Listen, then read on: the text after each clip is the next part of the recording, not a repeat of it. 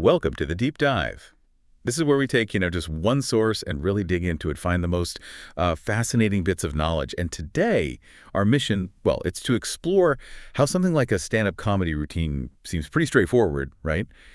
Can actually show us surprising things about human interaction, societal roles, even the power of perception. So the source we're diving into today, it's an excerpt from a transcript, a live stand-up show by the comedian Maximini, uploaded to YouTube. It's pretty raw, totally spontaneous, and yeah, surprisingly revealing about how things work in a live performance. And what's really, I think, compelling here is how it gives us this unique look into audience work in comedy. Amini isn't just reading off a script. He's actually building this narrative on the fly, improvising. It's kind of a masterclass in reading a room using unexpected things for comedy. It pushes way beyond just telling jokes, It gets into how we all navigate social roles, expectations, all through humor. Okay, let's jump right in then. So Maximini's on stage, right? And his focus immediately goes to these two audience members, front row. And he describes them like physically. He calls them two big white boys. Right. Calls one a tank, even compares them to the strongest man on earth. Yeah. Notes they were in good shape and like really strong. It's a pretty bold way to start, almost provocative. Yeah, it is. And what's the comedic thinking there, starting so physically? Well, you tell me, what's the setup? It's classic comedy setup, really. I mean, by hitting that physical intimidation factor right away, Amini builds an expectation, He's setting up a contrast, maybe going to subvert that expectation later. You think, okay, how's he going to interact with these guys? It's about establishing this kind of perceived power dynamic first, which makes what comes next even funnier. And what comes next is the twist, right? These two guys, the tanks, they're police officers. Exactly. And this is where Amini, really shows his skill. His immediate reaction, it's not fear, it's this funny complaint. He jokes about feeling too intimidated, wanting to complain to the manager because they put the cops in the front. Yeah. It just brilliantly plays on our sort of ingrained ideas about authority. He's not just making a joke, he's subtly flipping the power dynamic, And he even points out some Iraqi guy behind them got nervous. Oh, really? Yeah, which just highlights how deep these perceptions run and how fast you can inject tension into a room that's supposed to be all about laughs. Okay, so he doesn't back off. Oh. He leans into it, starts talking to them, gets their names Marcus and Mark. And he has fun with that, calls them the best duo. Officer Mark, Officer Marcus. Right. Playful. But then his next observation, wow, it really pushes the audience interaction boundary, gets super candid, talks about one of the officers wearing shorts. And then, just totally unfiltered stand-up style, he jokes about seeing a cute little pink butthole. Wow. Yeah, it's incredibly raw. Yeah, and it's a very personal detail just thrown into the show. Well, and that's actually a really key moment. It's sort of humanization through humor. By sharing something so unexpected, maybe even a bit vulnerable about how they're dressed, Amini really challenges that, monolithic image of law enforcement.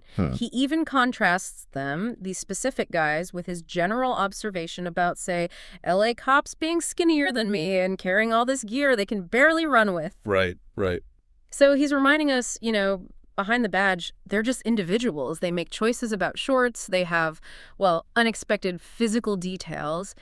It humanizes them, lets the audience connect differently. And that's really important for the even bigger surprises still to come. Okay, because, the surprises definitely didn't stop there. Amini digs a bit deeper, finds out another unexpected thing. These officers, they're not even from Austin, where the show is. They're from Washington State. Washington State, wow, okay. Yeah, and get this. They're not on vacation. They are on an assignment, their words, specifically to pick up a prisoner. Okay, prisoner transport. And Amini, quick as anything, asks, are you bounty hunters? Of course he does. But okay, an assignment. Washington State to Austin for a prisoner. That raises questions. Exactly. So what kind of prisoner? What's the story there? Well, the officers tell him it's a female prisoner, a she. Okay.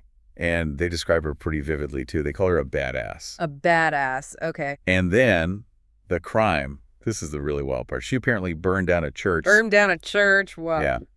And they clarify she's not yet on trial. No. So it adds this layer of, ongoing drama. Wow. Okay, that is not what you expect to uncover during audience work at a comedy show. Not at all. And Amini. Yeah. What does he do with that information? Oh, he runs with it. Starts asking these funny, speculative questions about, why someone would burn down a church.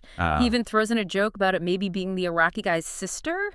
Remember the nervous guy? Right, tying it back. Yeah. And even jokes about having his own, like, flashbacks. It shows how this totally spontaneous chat went from just looking at guys in the front row Mhm. to this really surprising story, digging into crime commentary. Yeah, it's a fantastic example of how improv and audience interaction can lead somewhere completely unexpected. Just spins out this whole narrative. So as they're kind of wrapping up this interaction, Maximini offers to buy the officers drinks. Nice gesture. Hmm. But then, true to his style, which is often provocative, Mm. definitely plays with cultural stuff, Hmm. he makes this quip. He jokes about giving the whole bill to the Arabs in the audience because, quote, they can afford it. Okay. Yeah, that's definitely leaning into edgy, maybe stereotypical humor, which he often does. Right. But how does that fit into his wider act, you think? Well, it's often about disarming or maybe highlighting something, and notice how he balances it almost immediately. He follows that up with self-deprecating humor, right? Joking about having so many warrants himself because he's Persian. I see. Yeah. So it adds another layer. It's cultural commentary, but he's also using his own identity, his background, Yep. to connect. Sometimes through shared experience, sometimes by, playfully messing with expectations about different groups. That shows his humor is working on a few different levels there. Definitely. It's complex. And just before he moves on entirely, he makes sure to give a shout out to another audience member too, someone named Caden. Right. Bring it back to the whole room. Good technique. So when you step back and look at it all, Mm-hmm. what does this whole thing mean? I mean, this single short interaction, totally spontaneous. It wasn't just entertainment, was it? It really opened a window into, well, surprising personal things, weird professional duties, Mm-hmm. and just these really unexpected ways we bump into authority or our ideas about authority just in everyday life. Exactly. It shows how a comedian can not just react, but actively, like, weave these real unscripted bits into a story that just unfolds right there. It really makes you think, doesn't it? Like, how often do our, preconceived notions about jobs, about people, how much do they shape how we react initially? Yeah. And how can these totally unexpected encounters, like, okay, in a comedy club of all places, how can they challenge those ideas or maybe even reinforce them sometimes? You got to consider what it means when humor becomes this really powerful lens we use to look at complex social roles and the surprising individuals filling them. So our advice, stay curious. Yeah. Look for these kinds of deep dives in maybe the most unexpected places in your own life. There's always something more to find when you really pay attention to what's happening around you.